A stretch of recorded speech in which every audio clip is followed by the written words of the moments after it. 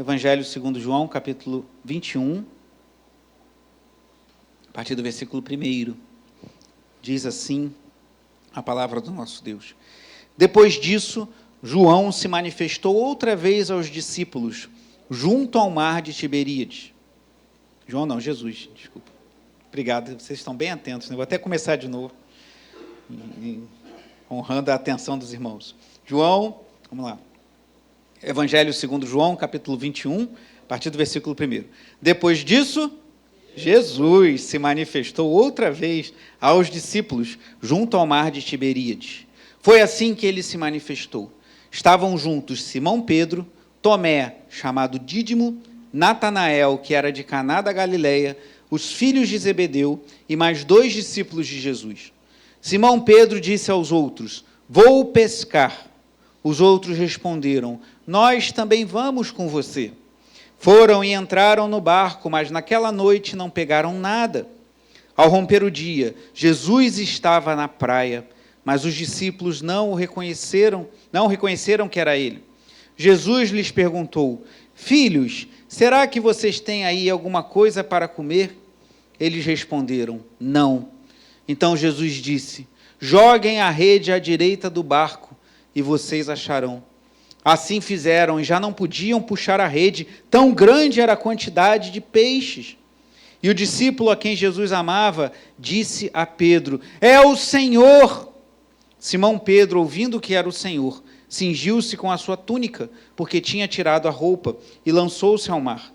Os outros discípulos vieram no barquinho puxando a rede com os peixes, porque estavam somente a uns 90 metros da margem. Ao saltarem em terra, viram ali umas brasas com peixes por cima, e também havia pão. Jesus lhes disse: "Tragam alguns dos peixes que vocês acabaram de pegar." Simão Pedro entrou no barco e arrastou a rede para a terra. A rede estava cheia, com 153 grandes peixes. E mesmo sendo tantos peixes, a rede não se rompeu. Jesus disse a eles: "Venham comer." Nenhum dos discípulos ousava perguntar: "Quem é você?" porque sabiam que era o Senhor. Jesus veio, pegou o pão e deu a eles. Depois fez a mesma coisa com o peixe. E esta já era a 3ª vez que Jesus se manifestava aos seus discípulos, depois de ressuscitado dentre os mortos. Depois de terem comido, Jesus perguntou a Simão Pedro: "Simão, filho de João, você me ama mais do que estes outros me amam?" Ele respondeu: "Sim, o Senhor sabe que o amo." Jesus lhe disse: "Apacente os meus cordeiros." Jesus perguntou pela 2ª vez: "Simão, filho de João, você me ama?" Ele respondeu: "Sim, o Senhor sabe que o amo." Jesus lhe disse: "Pastoreie as minhas ovelhas." Pela 3ª vez, Jesus lhe perguntou: "Simão, filho de João, você me ama?" Pedro ficou triste por Jesus ter perguntado pela 3ª vez: "Você me ama?" e respondeu: "O Senhor sabe todas as coisas, sabe que o amo." Jesus lhe disse: "Apacente as minhas ovelhas.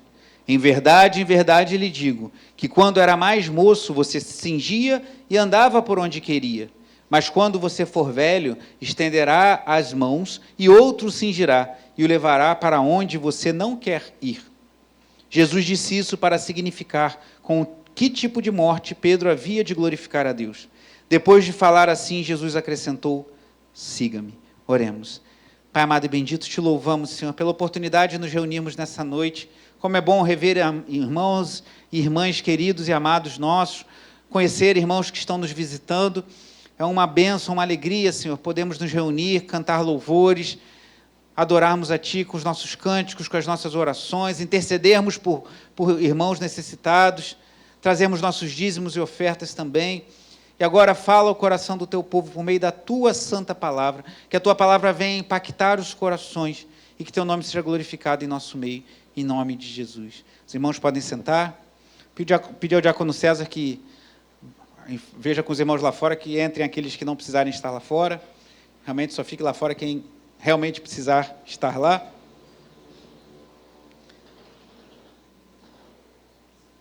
Irmãos, na semana passada eu cometi uma pequena falha, que eu falei que era a última série dessa série de mensagens que eu estou pregando à noite.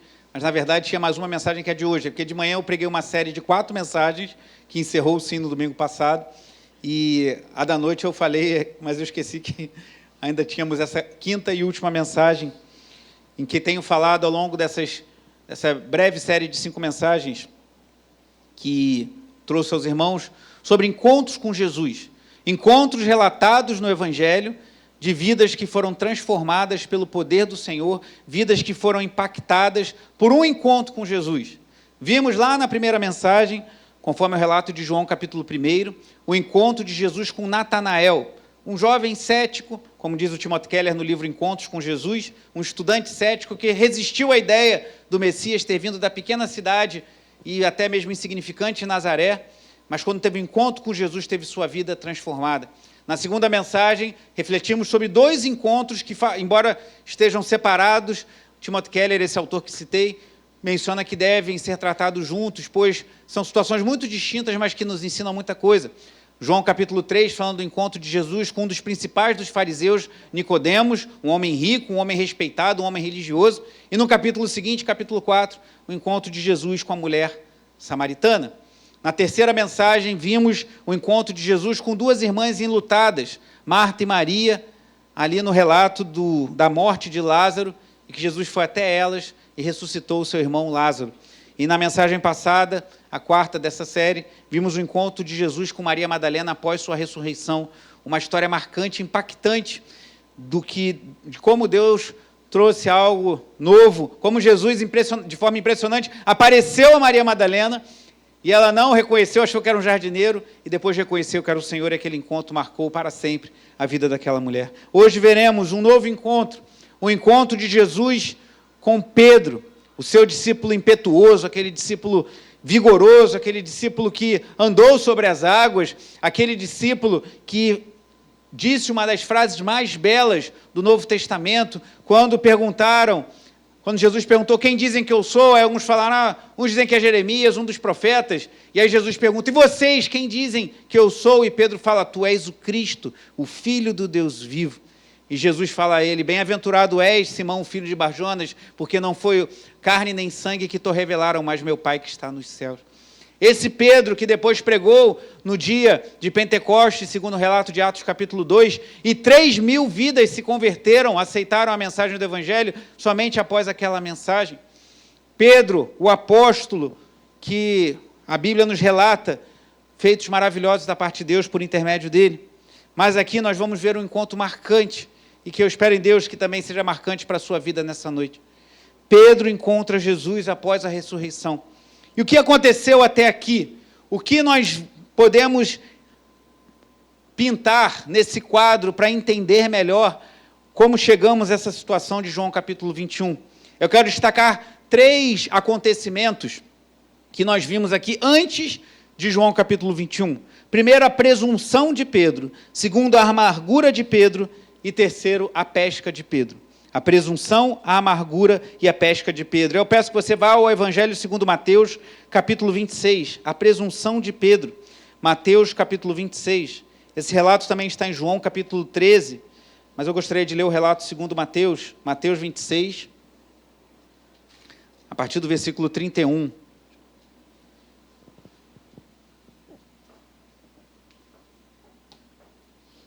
Mateus 26, versículo 31.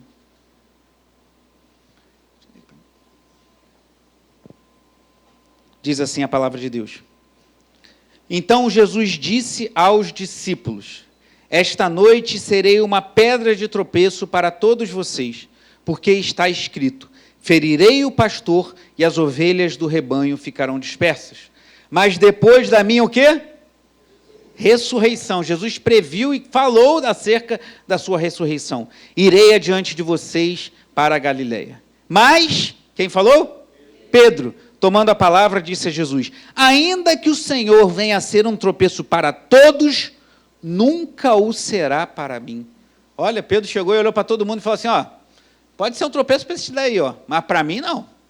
Ainda que isso seja um tropeço para todo mundo, para esses todos aí, tudo bem, ferirei o rebanho, uma citação profética lá dos profetas do Antigo Testamento, ferirei o rebanho, lá de Zacarias 13, e as ovelhas do rebanho ficarão dispersas, vocês vão se dispersar, pode ser um escândalo para os outros, mas para mim não. Quase que Pedro, parafraseando, falou, eu me garanto, eu sou o cara, para mim não tem problema. Ao que Jesus respondeu no versículo 34. Mas Jesus lhe disse, em verdade lhe digo, que nesta noite, antes que o galo cante, você me negará 3 vezes. Pedro insistiu, ainda que me seja necessário morrer com o Senhor, de modo nenhum o negarei. E ele, como um líder que era, ainda carregou os outros. E todos os discípulos disseram o mesmo. Quem estava falando isso era Jesus. Pedro estava tão cheio de si, que não parou nem para pensar um pouquinho, peraí, Jesus está falando que eu vou negá-lo? Que antes do galo cantar, eu o negarei 3 vezes? Ele, não, eu vou negar não. Quem eu vou negar? O Senhor? Eu sou o cara, em outras palavras. Você, como é que ele diz? O Senhor pode ser um tropeço para todos, mas para mim não. A presunção de Pedro. Mas, ainda aqui no capítulo 26, lá no versículo 69, nós vamos ver a amargura de Pedro. Como você conhece o relato, Jesus ora ali no Getsêmani, Jesus sofre, o pastor Márcio falava isso de manhã, um clamor tão intenso que ele suou sangue, e ele é preso, ele é apresentado ao Sinédrio, ele é levado para ser crucificado, e aí o versículo 69 nos relata de Mateus 26. Pedro estava sentado fora, no pátio. Uma empregada se aproximou e lhe disse, você também estava com Jesus, o Galileu. Mas ele negou diante de todos e disse, não sei o que você está dizendo. Quando se dirigia para a porta, Pedro foi visto por outra empregada que disse aos que estavam ali, este também estava com Jesus, o Nazareno. E ele negou outra vez com juramento, não conheço esse homem.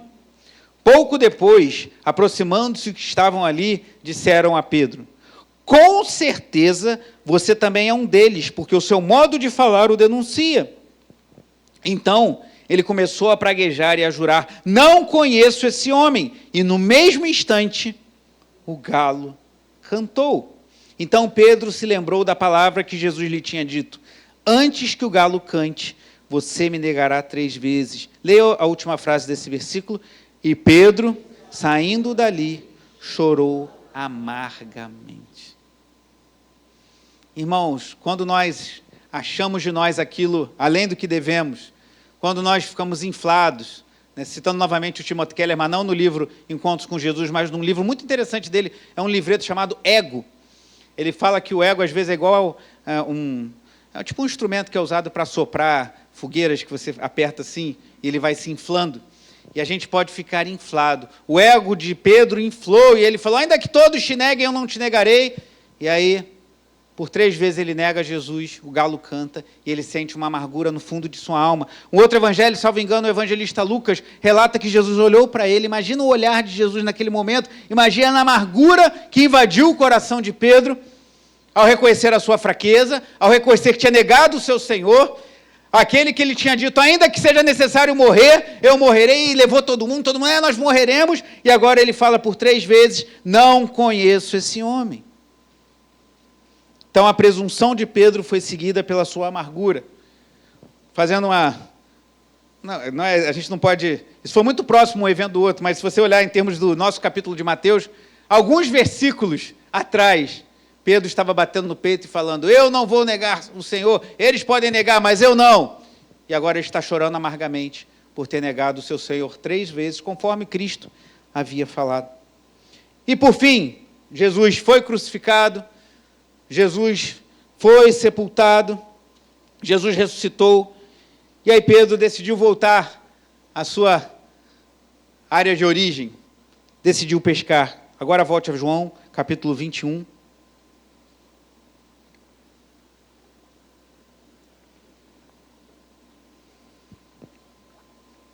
João 21, a partir do versículo 3, diz assim, Simão Pedro disse aos outros, vou pescar. Os outros responderam, nós também vamos com você. Foram e entraram no barco, mas naquela noite, o que aconteceu? Não pegaram. Pedro era profissional, era um pescador profissional, ele trabalhava com isso. Mas agora ele passa a noite labutando, trabalhando, pescando, e o que ele arrumou? Nada. Ao romper do dia, versículo 4, Jesus estava na praia, mas os discípulos não reconheceram que era ele. Isso já depois da ressurreição do Senhor.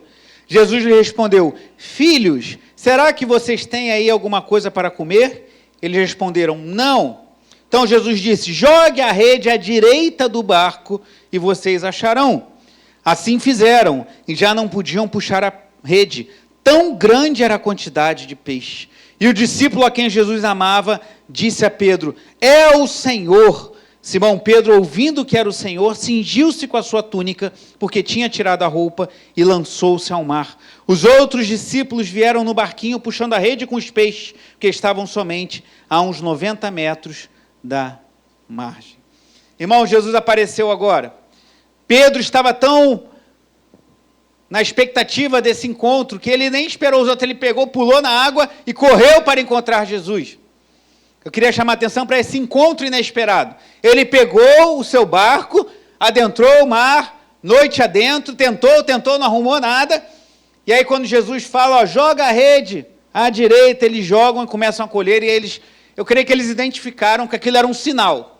Como Jesus operou tantos ao longo de 3 anos, eles identificaram, é um sinal, é que Ele é o Senhor, porque não é possível você passar a noite inteira pescando e não arruma nada, e aí alguém chega para você e fala, joga do lado de cá, e você traz, como lemos mais à frente no relato, 153 grandes peixes.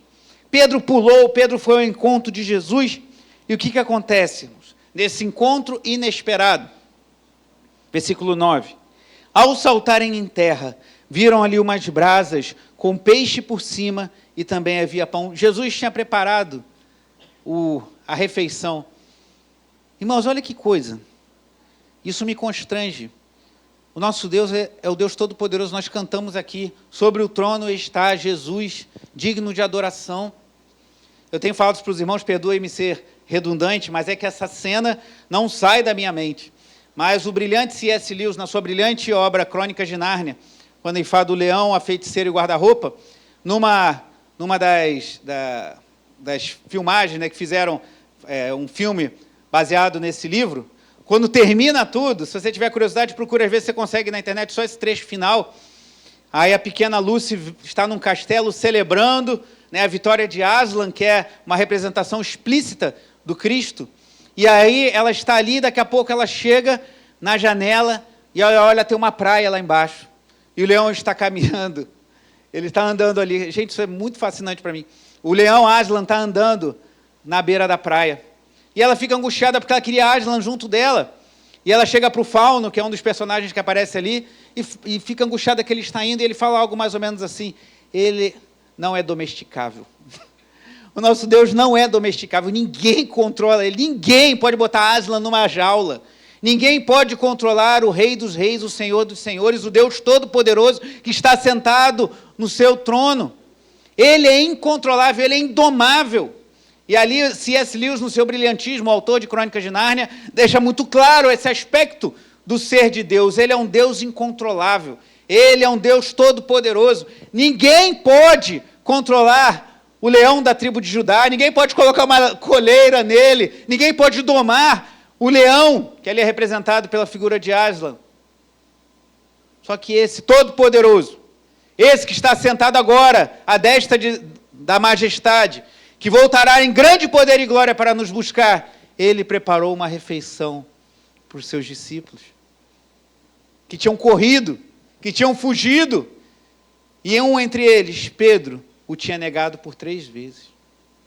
Isso não te constrange? Algumas pessoas falam uma coisa que eu acho até um pouco agressiva, Deus não precisa de nós. De fato, Ele não precisa, irmãos. Deus não criou todas as coisas porque Ele estava carente, porque Ele estava tristinho num canto e olhou Pai, Filho e Espírito Santo, tá meio... Aqui está um tédio, né? Está meio cansativo aqui, vamos inventar alguma coisa para a gente se divertir, ou para ter mais alegria? Não. Como eu sempre falo, é igual um copo que está cheio até o topo e transborda, na sua glória, na sua beleza, naquilo que a teologia chama de pericoreses, que é a eterna integração entre Deus Pai, Filho e Espírito Santo. Eles transbordaram e criaram tudo que há. Deus não precisava de mim nem de você, mas Ele nos amou, e o Deus Todo-Poderoso, na figura de Jesus, o Deus Emanuel, encarnado, Ele preparou uma refeição para os seus discípulos, irmãos. preparou o pãozinho, preparou a brasa, estava tudo pronto. E o versículo 10 diz, Jesus lhes disse, tragam alguns dos peixes que vocês acabaram de pegar. Simão Pedro entrou no barco e arrastou a rede para a terra. A rede estava cheia com 153 grandes peixes, é muito peixe. E mesmo sendo tantos peixes, a rede não se rompeu. Irmãos, olha que interessante, o versículo 9 nos diz que tinha pão. Então Jesus já providenciou o pão. De onde ele trouxe eu não sei, mas isso não importa, porque ele pode fazer o pão se multiplicar. Então ele tinha o pão. E ele pediu aos peixes que trouxessem, aos discípulos, que trouxessem alguns dos peixes. E aí talvez alguém pode pensar, Deus age assim conosco. Ele traz o pão e pede para a gente trazer o peixe. Há uma sinergia, há uma combinação aqui. Olha, eu trago o pão e você traga o peixe. Só que quem fez com que aqueles peixes caíssem na rede daqueles discípulos? Depois de passarem a noite inteira tentando pescar, eles arrumaram o quê? Não arrumaram nada, irmãos. Eles chegaram no final do dia sem um peixe. E eles pegaram peixe que Jesus falou, jogue à direita e pegue os peixes. Então Jesus mandou eles pegarem os peixes que ele mesmo tinha providenciado, e assim Deus faz com a minha vida e com a sua. Às vezes a gente acha, não, mas eu sou talentoso, mas eu sou inteligente, mas eu sou capaz, mas eu consigo administrar bem a minha vida, não, mas eu sou trabalhador, eu sou esforçado, e talvez você tenha essas qualidades mesmo, mas lembre-se que embora você traga o peixe para fazer a refeição com Jesus, ele que deu o peixe primeiro, que tudo provém dele, Deus que nos dá força para adquirirmos riquezas, diz lá em Deuteronômio, Deus nos dá o peixe e nos dá a alegria de trazer o peixe, como se a gente tivesse criado aquilo, para a refeição com ele mesmo. E está tudo pronto. Versículo 11. Simão Pedro entrou no barco e arrastou a rede para a terra. Já lemos, né, a rede com 153 grandes peixes, e não se rompeu. Versículo 12. Jesus disse a eles, venham comer. Nenhum dos discípulos ousava perguntar, quem é você? Porque sabiam que era o Senhor. Jesus veio, pegou o pão e deu a eles. Depois fez a mesma coisa com o peixe. E esta já era a terceira vez que Jesus se manifestava aos seus discípulos, depois de ressuscitado dentre os mortos. Então Jesus convida para a ceia, não a ceia que celebramos aqui semanalmente, alternando manhã e noite, mas aqui uma refeição. Isso é maravilhoso. O nosso Deus é um Deus que mesmo sendo tão poderoso, tão glorioso, Ele nos chama a um relacionamento. Ele nos chama a caminhar com Ele. Ele nos chama a ter intimidade com Ele. E eles fizeram uma refeição, e eu imagino a cara daqueles discípulos, pensando, o que talvez refletindo, o que Jesus falou, aconteceu. Ele falou que ia ressuscitar, ele ressuscitou. Ele morreu, eu vi ele na cruz pendurado, sangrando. Eu vi ele expirando. Eu vi que ele foi sepultado. E agora eu estou vendo ele vivo diante de mim e fazendo uma refeição comigo e pedindo para eu participar, mas com aquilo que ele mesmo providenciou. Mas entre eles havia alguém que devia estar com uma expectativa muito grande. Pedro. Porque eles ainda não tinham tido aquela conversa. Tem horas que a gente precisa ter conversas importantes, irmãos. Marido e mulher, pai e filho, amigos, irmãos. Tem hora que você precisa chamar para conversar e resolver as coisas. Pedro sabia que tinha negado Jesus 3 vezes. E alguma hora essa conversa ia acontecer. E aí, se aqui foi um encontro inesperado, a partir do versículo 15, nós vamos ver o que eu chamei de uma conversa esperada. Então, primeiro, um encontro inesperado. Eles foram pescar, não arrumaram nada, chegaram de manhã, falaram, joga a rede. Eles identificaram que era o Senhor, fizeram aquela refeição maravilhosa, estavam ali diante do Cristo ressurreto. E agora chegou o momento da conversa. O momento do olho no olho. O momento de estar diante daquele que ele havia negado. O momento de estar diante daquele que, quando ele foi presunçoso e falou, ainda que todos te abandonem, eu não te abandonarei. E ouviu de Jesus, tu me negarás 3 vezes antes que o galo cante. E aqueles olhos que o olharam, segundo o relato, salvo engano de Lucas, agora estavam diante dele. Como seria esse encontro? Antes de adentrarmos esse encontro, eu quero lembrar de um outro encontro, também relatado na Bíblia, mas aí não entre um senhor e o seu discípulo, mas entre 2 irmãos, Esaú e Jacó. Você conhece a história? Esaú vendeu o seu direito de primogenitura por um prato de lentilhas, e aí, próximo à morte de seu pai Isaque, há um conluio ali da mãe com Jacó, e Jacó engana seu pai, rouba a primogenitura, rouba a bênção de Esaú, e depois ele foge, que Esaú fica muito revoltado, quer matar seu irmão, e eles ficam afastados por muito tempo. E vá comigo lá em Gênesis capítulo 32. Gênesis 32.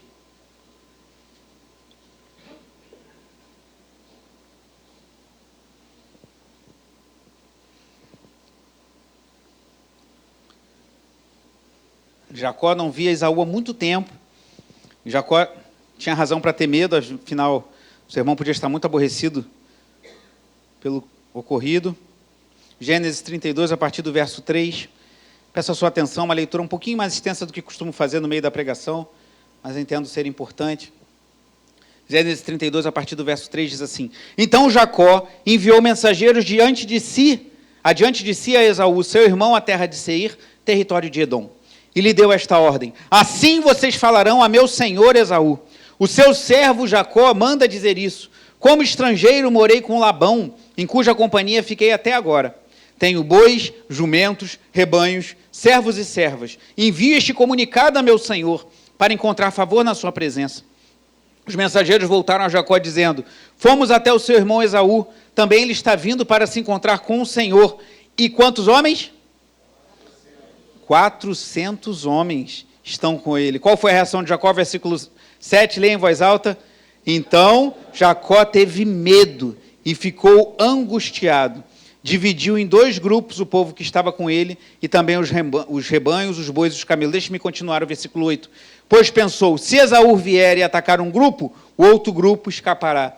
E Jacó orou: Deus de meu pai Abraão e Deus de meu pai Isaque, ó Senhor que me disseste, volte para a sua terra e para a sua parentela, e eu farei bem a você. Sou indigno de todas as misericórdias e de toda a fidelidade que tens usado para com o teu servo, pois com apenas o meu cajado atravessei esse Jordão, e já agora sou 2 grupos. Livra-me das mãos de meu irmão Esaú, porque temo que ele venha e ataque a mim e as mães com os filhos. Pois tu disseste: certamente serei bondoso com você, e lhe darei uma descendência como a areia do mar, que de tão numerosa não se pode contar. Jacó orou, irmãos.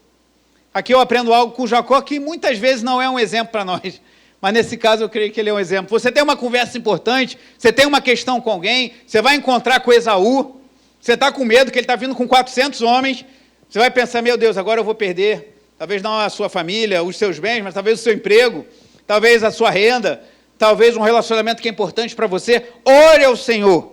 Tudo bem que Jacó orou: Deus de meu pai Abraão e de meu pai Isaque, mas você pode falar: meu Deus e meu pai, me ajuda, clame ao Senhor.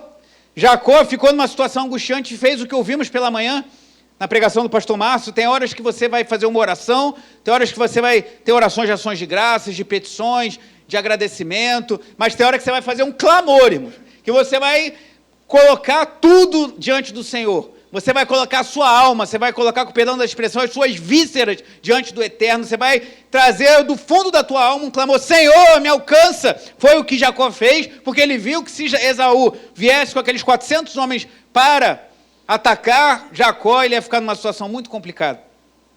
Então, se é o seu caso, se você tem uma conversa importante, se você tem uma questão delicada para resolver, talvez com o seu marido, com a sua esposa, com o seu filho, ou no ambiente de trabalho, ou na sua vizinhança, ore antes ao Senhor. Senhor, me ajuda. Senhor, fala ao meu coração. Senhor, me dá sabedoria.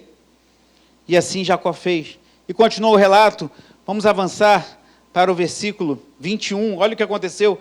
Assim mandou presentes à sua frente. Ele, porém, ficou aquela noite no acampamento. Naquela mesma noite, Jacó se levantou, tomou suas 2 mulheres, suas 2 servas e seus 11 filhos, e transpôs o val do Jaboque. Reuniu todos e fez com que passassem o ribeiro. Também fez passar tudo o que lhe pertencia. Jacó ficou sozinho, e um homem lutava com ele até o romper do dia. Vendo este que não podia com Jacó, tocou-lhe na articulação da coxa, de modo que a junta da coxa de Jacó se deslocou na luta com o homem. Então o homem disse: deixe-me ir, pois já rompeu o dia. Jacó respondeu: não o deixarei ir, se você não me abençoar. Então o homem perguntou: como você se chama? Ele respondeu: Jacó. Então disse: seu nome não será mais Jacó, e sim Israel, pois você lutou com Deus e com os homens e prevaleceu. Jacó disse: por favor, diga-me como você se chama. Ele respondeu: por que você pergunta pelo meu nome?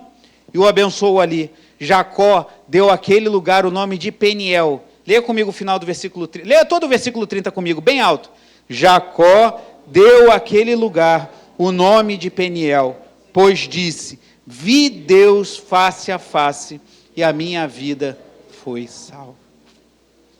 Não sei porque eu estou insistindo nisso, mas eu quero reforçar. Se você tem algo importante para resolver, hoje, tome muito cuidado com isso aqui, ó. Qual o problema do celular? É tudo muito rápido hoje. O pessoal, às vezes, você recebe uma ofensa, alguém fala alguma coisa que te chateia, ou você tem que resolver alguma coisa, ao invés de você quietar, o celular está na tua frente. Às vezes o WhatsApp está aberto ali no teu computador, você tem o WhatsApp web, ou você está com o celular à sua mão, você pega, cata e resolve, vou resolver logo isso. Cuidado. Ou então posta coisa nas redes sociais para mandar uma letra para ver se a pessoa se liga. Não faça isso. Faça como Jacó. Ore a Deus e lute com Deus. Jacó orou a Deus, depois ele lutou com Deus, depois ele encontrou Esaú. O pastor Márcio também falava isso pela manhã, nós somos uma geração muito acelerada. A gente quer tudo para ontem, porque as coisas são muito rápidas. Por exemplo, se eu quiser pesquisar como está o tempo lá no Japão, eu entro aqui no Google, boto o nome da cidade lá no Japão e vai estar aqui diante de mim. Se eu quiser saber quanto foi um jogo de futebol de algum time, né? É só perguntar para quem torce para o time. Os flamenguistas todos felizes aí, né? Tudo bem. Mas as coisas são muito rápidas, irmãos. E a gente entra nessa condicional, nessa condição assim de achar que tudo tem que ser para ontem. E às vezes a gente fala demais, fala de forma errada, e a gente vai encontrar Esaú sem antes ter lutado com Deus. Ore ao Senhor como fez Jacó. Lute com Deus se necessário for, e depois conversa com Esaú. Jacó fez assim, olha o que nos relata o capítulo 33, somente o início do capítulo. Quando Jacó ergueu os olhos, viu que Esaú se aproximava, e com ele 400 homens. Imagina, irmãos, um homem vindo com 400 homens. Aqui a gente não tem nem 100 pessoas. Imagina 400 pessoas vindo de alguém que você tem uma questão, que você iludiu no passado, e que você acha que está com muita raiva de você. Dá para dar um medinho, né? Diz, então repartiu os filhos entre Lia, Raquel e as duas servas, versículo 2. Pôs as servas e seus filhos à frente, Lia e seus filhos atrás deles, e Raquel e José por último. E ele mesmo, adiantando-se, prostrou-se em terra 7 vezes. Olha, ele falou, vou tentar, 7 vezes ele se prostrou em terra, até aproximar-se de seu irmão. Então, chegou o grande momento. Esaú correu ao encontro dele, o abraçou, pôs os braços em volta do pescoço dele, e o beijou, e choraram. Ufa, deu tudo certo. Depois Esaú se afasta, porque acho que ele fica assim, vai que ele muda de ideia, né? Melhor não ficar muito perto dele, não. Mas Deus permitiu que Esaú e Jacó se reconciliassem. Ufa! Lute com Deus, ore ao Senhor e peça a Deus graça. E se depender de vós, como dizem Romanos, tende paz com todos os homens. Tem hora que não vai depender de você, aí você não tem o que fazer. Mas no que depender de vós, tende paz com todos os homens. Se não depender de você, não busque guerra. Mas tem hora que não vai depender de... mas eu quero. Tem hora que você vai insistir para ter paz, vai ser pior. Deixa o Esaú lá e ore ao Senhor por ele. Só que agora não estamos falando de dois irmãos. Estamos falando do Senhor ressurreto. Jesus Cristo, que chamou Pedro lá no início, próximo ao chamado de Natanael, que vimos na primeira mensagem, e que Pedro viu operar grandes sinais. Pedro possivelmente estava, se não estava, certamente soube que Jesus deu vista a cegos. Eu creio que ele deve ter visto todas, ou pelo menos a maioria. Eu acho muito provável que ele tenha visto todos esses sinais. Pedro, que certamente estava com Jesus, quando ele ia entrando em Jericó, e um cego gritou, filho de Davi, tenha compaixão de mim. E Jesus pergunta para ele, o que quer que eu te faça? Que eu volte a ver. E ele viu um cego voltando a ver, que viu ele perdoando Zaqueu no capítulo 19 de Lucas, logo na sequência, quando ele está entrando em Jericó, e Zaqueu se arrepende dos seus pecados, mostrando, como está em Lucas 19:10, que o Filho do Homem veio salvar o perdido, seja o perdido que está à beira do caminho cego, como o cego Bartimeu, seja o perdido que está cheio de dinheiro, cobrando impostos dos outros, como era Zaqueu. Então, ele viu isso. Ele soube, certamente eu creio que Pedro estava lá, na ressurreição de Lázaro. E agora Jesus é crucificado, Jesus é morto, Pedro nega Jesus 3 vezes, e agora ele está face a face com o Senhor. Deve ter dado um nervosinho, né? Eu não sei você, mas eu quando fico nervoso, eu suo na palma da mão e na palma dos pés. É difícil eu ficar nervoso. Tem uma coisa que me deixa nervoso, confessar para os irmãos. Eu tenho medo de altura. Quando chego numa sacada, assim, 10º andar, eu já chego, a mão começa a suar. Assim, eu não sei se é por isso, a minha mãe não está aí, então posso falar hoje, mas assim, eu tive muitos pensamentos suicidas na minha adolescência. E um deles era me jogar do alto do prédio. Eu não sei se é por isso, mas eu não vou me jogar mais. Mas, cuidado, o pensamento suicida é algo muito perigoso. Deus me guardou, Deus me livrou pela sua graça. Mas se eu chegar na sacada de uma altura, eu olho lá para baixo, a mão começa a suar, irmãos. O pé também. Talvez Pedro tenha suado nas mãos, tenha suado nos pés. Talvez Pedro tenha ficado com o coração acelerado. Porque o versículo 15 nos revela, depois de terem comido, Jesus perguntou a Simão Pedro, o que Jesus vai perguntar? Versículo 15 ainda, lá de João 21. Falei de um encontro inesperado, e agora uma conversa esperada, pois eu penso que Pedro estava esperando esse momento. E aí Jesus fala, Simão, filho de João, você me ama mais do que estes outros me amam? Curioso que Jesus talvez tenha feito uma jogada aqui, lembrando lá do que Pedro fez, que nós vimos em Mateus 26. Pode todo mundo te abandonar, mas eu não vou te abandonar. Só que viu que não era bem por aí. Negou Jesus 3 vezes. E aí Jesus pergunta para ele, e agora? Você me ama mais do que esses? Ao que Pedro respondeu, sim, o Senhor sabe que o amo. E Jesus lhe disse, apacente os meus cordeiros. Irmãos, isso aqui é fantástico. Isso aqui é chocante. Diante do Senhor ressurreto, do Cristo vencedor, daquele que venceu a morte, e que ele tinha negado 3 vezes, ele simplesmente fala, sim, Senhor, sabe que eu o amo. Ele recebe uma comissão. Então, a confissão de amor de Pedro a Jesus redunda em uma comissão. Jesus chama Pedro para apacentar os cordeiros dele. Porque Pedro se tornou um presbítero, um pastor, mas o rebanho não era de Pedro, o rebanho é de Cristo. Então, diante da confissão de Pedro de seu amor ao Senhor, mesmo eu creio que um pouco inseguro ali, Jesus o comissiona. Então, a confissão de amor leva à comissão de apacentar as ovelhas do próprio Cristo. Mas a conversa continua. Jesus perguntou pela 2ª vez, Simão, filho de João, você me ama? Ele respondeu, sim, o Senhor sabe que o amo. Jesus lhe disse, pastoreie as minhas ovelhas. Novamente, uma confissão, tu sabes que eu me amo, que eu te amo. Uma declaração de amor de Pedro a Jesus. E novamente a comissão, pastoreie as minhas ovelhas. Versículo 17, pela 3ª vez, Jesus lhe perguntou, Simão, filho de João, você me ama? Pedro ficou triste por Jesus ter perguntado pela 3ª vez, você me ama? E respondeu, o Senhor sabe de todas as coisas, sabe que o amo. Jesus lhe disse, apacente as minhas ovelhas.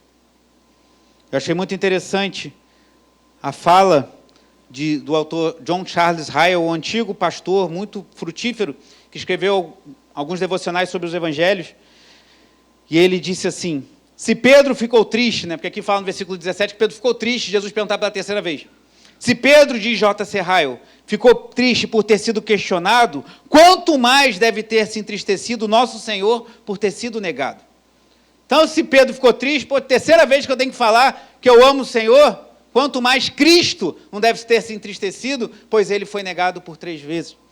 E diz ainda J.C. Ryle, parece mais provável que essa tripla repetição, por que Jesus falou 3 vezes, perguntou 3 vezes, e fez com que Pedro declarasse 3 vezes o seu amor por ele? Diz J.C. Ryle, parece mais provável que essa tripla repetição tinha o objetivo de recordar ao apóstolo as 3 vezes que ele negara o Senhor. Então Pedro negou Jesus 3 vezes, e Jesus fez com que ele afirmasse o amor dele por Jesus por 3 vezes. Alguns chamam a atenção porque no original grego há uma diferença aqui. O grego, diferente do português, que tem algumas palavras são traduzidas por amor, mas no original há uma palavra que é muito conhecida como ágape, ou agapau, que é o termo para um amor desinteressado. Muitos falam que é o amor de Deus por nós, um amor incondicional, um amor que não bota condições. E Jesus usa a palavra ágape nas suas duas perguntas iniciais, e Pedro responde com uma outra palavra, que aqui é traduzida como amor, mas é filéu, que pode ser traduzido como um amor de amigos. Por exemplo, o meu nome tem essa palavra, Felipe. E é muito legal o meu nome, o significado dele, pois é Philos Hippos, amigo dos cavalos.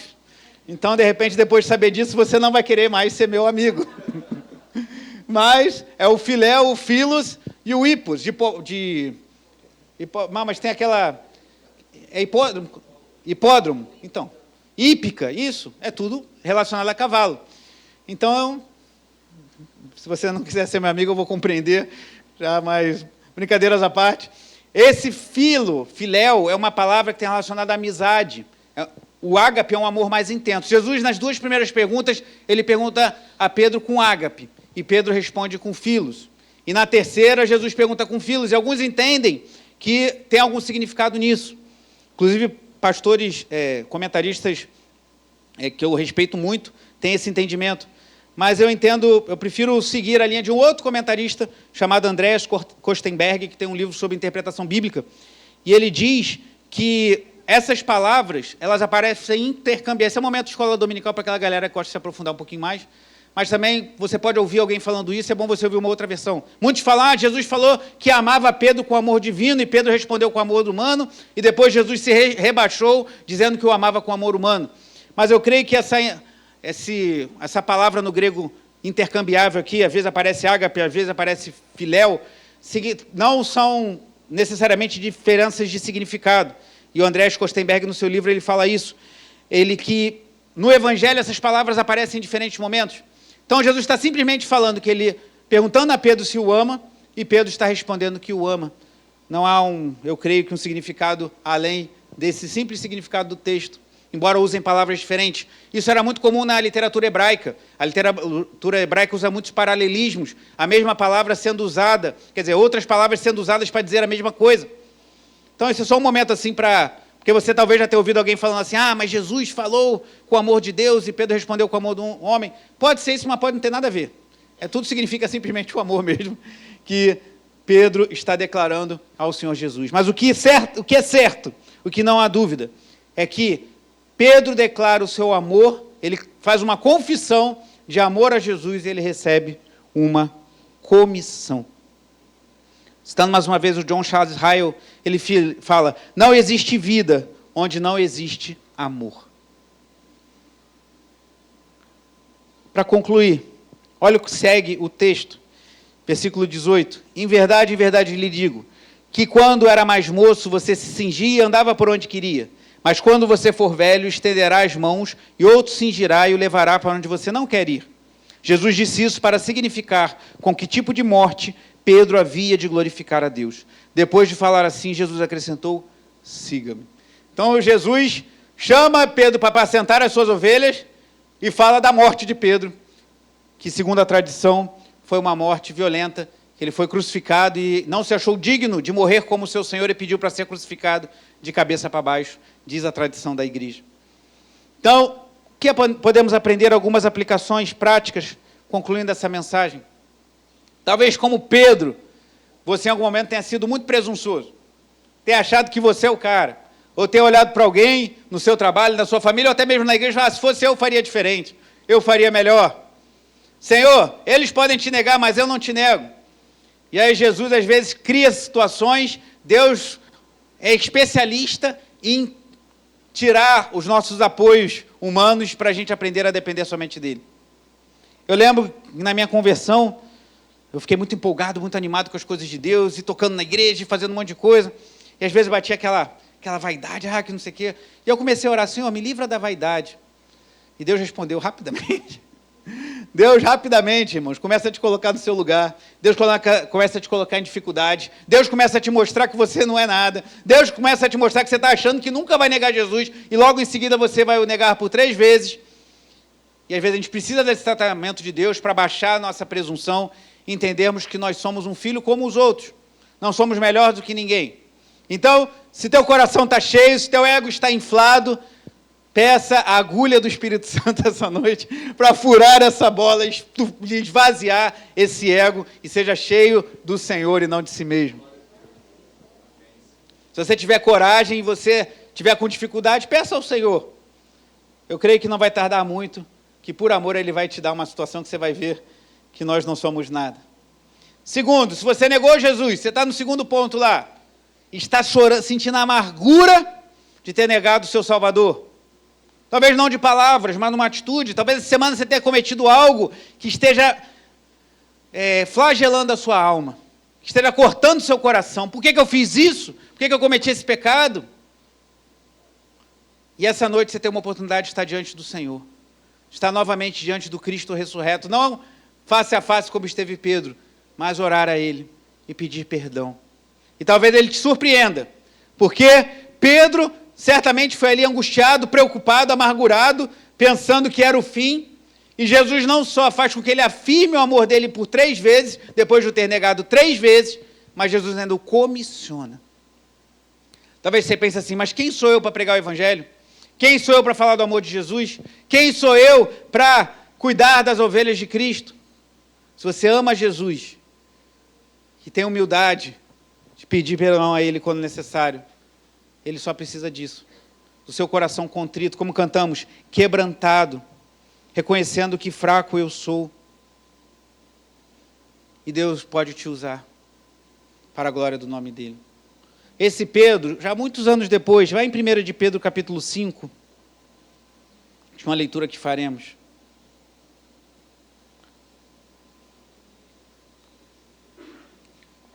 Tudo que Jesus falou naquele dia se cumpriu. Pedro se tornou um pastor das ovelhas de Jesus.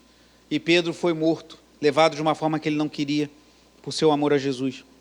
1 de Pedro, palavras do Pedro, pecador, perdoado, agora restaurado. 1 de Pedro capítulo 5, diz assim no versículo 1: aos presbíteros que há entre vocês, eu presbítero como eles, presbítero pode ser traduzido como pastor, testemunha dos sofrimentos de Cristo e ainda coparticipante da glória que há de ser revelada, peço, que pastoreiem um rebanho de Deus. Pedro já entendeu direitinho a lição, que o rebanho não era dele, era de Deus. Que pastoreiem um rebanho de Deus que há entre vocês, não por obrigação, mas espontaneamente, como Deus quer, não por ganância, mas de boa vontade, não como dominadores dos que lhe foram confiados, mas sendo exemplos para o rebanho. E quando o Supremo Pastor se manifestar, vocês receberão a coroa da glória, que nunca perde o seu brilho. Peço igualmente aos jovens, estejam sujeitos aos que são mais velhos, que todos se revistam de humildade no trato de uns com os outros, porque Deus resiste aos soberbos, mas dá graça aos humildes. Portanto, humilhem-se debaixo da poderosa mão de Deus. Pedro tinha experiência em humilhação, você há de convir. Humilhem-se debaixo da poderosa mão de Deus, para que Ele, em tempo oportuno, os exalte.